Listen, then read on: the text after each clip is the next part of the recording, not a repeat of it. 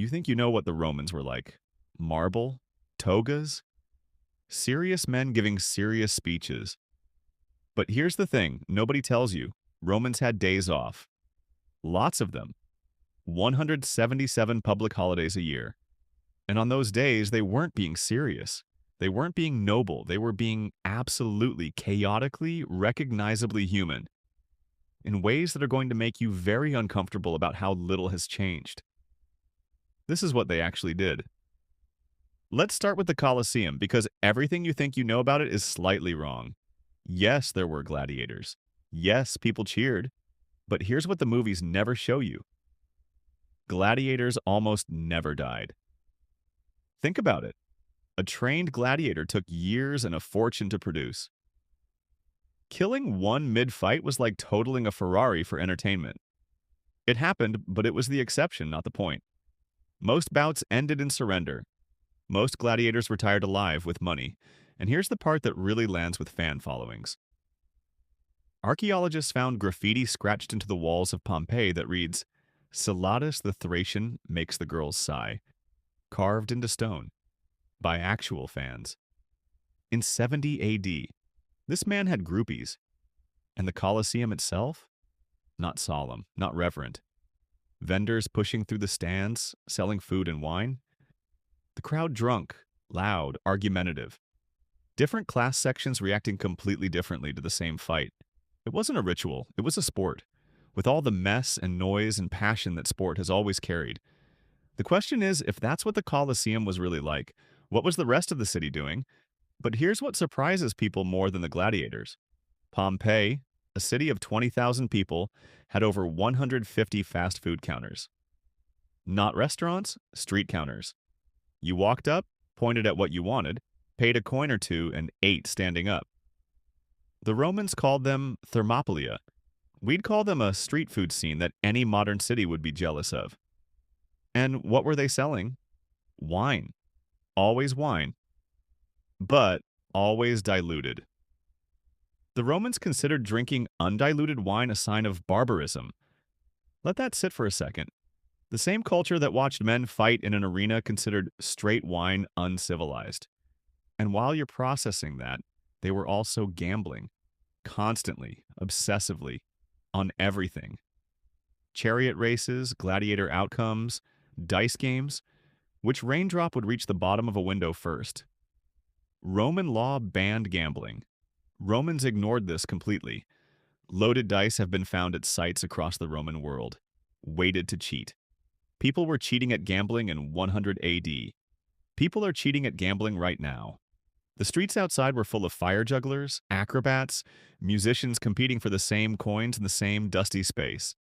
The Forum, technically a place of civic business, was in practice just somewhere to go, see people, spread gossip, and argue. Which is all any public square has ever really been for. Now here's the one that genuinely changes how you see Roman civilization. The public bath. And I need you to forget whatever you're picturing because you're wrong. The Roman bath was not for bathing. Well, it was. But that was the least interesting thing that happened there. The baths of Caracalla in Rome covered 27 acres. They held 1,600 people simultaneously. They had 2 libraries, one Greek, one Latin. Lecture halls, gardens, shops, an exercise yard, a steam room, a cold plunge pool. Admission? Effectively free. Emperors subsidized it. And what did Romans actually do there? Everything. They wrestled in the exercise yard. They sweated through the steam room. They made business deals in the warm room. Philosophers gave lectures to whoever would listen. Poets performed. Senators and freed slaves ended up in the same hot pool at the same temperature, temporarily stripped of every marker of class by the heat and steam and the fundamental nakedness of the situation. Emperor Augustus went to the public baths, the same ones as everyone else. Now think about what that actually means. The most powerful man in the world, in the same room, at the same temperature, as the people who cleaned his streets. We don't have anything like that now. We have coffee shops that cost $7 in parking lots. The Romans had 27 acres of free shared civilization, and here's the detail that makes it land differently once you know it. The bathhouse worked.